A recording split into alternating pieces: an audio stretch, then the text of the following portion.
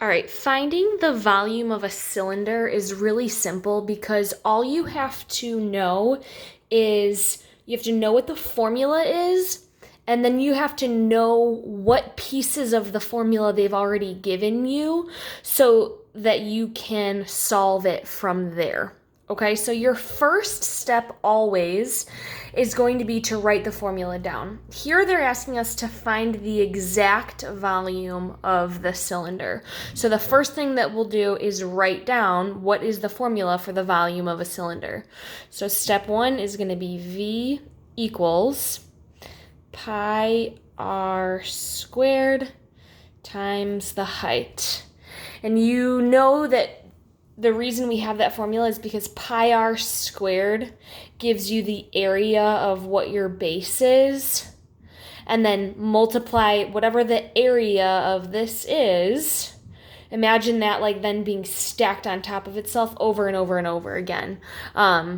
Gives you the volume or how much it can hold.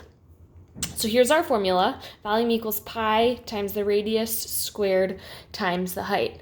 Step two is to figure out what has been given to us.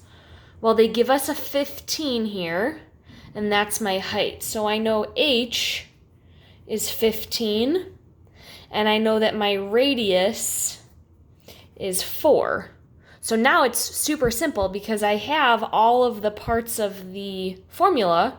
I just have to plug them in and solve from there. So I have V, volume, equals pi, which is just 3.14, times R, which we said was 4, squared, times the height, which we said was 15.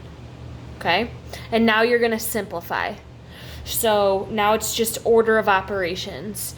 4 squared is 16. So I'm going to rewrite everything I have. Volume is pi times 4 squared we said is 16 times 15.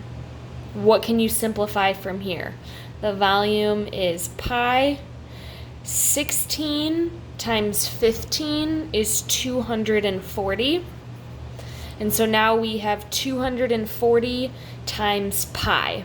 And so if you did 3.14 and you type that into your calculator, 240 times 3.14, you're going to end up with 753.6. But if you typed it into your calculator as 240 times the pi button, you didn't round it, you just used the pi button, you're going to get an answer of 753.982. It's going to go on and on forever, and it's never going to stop, right? And so this question asks us to find the exact volume of the cylinder. They do not want us to round.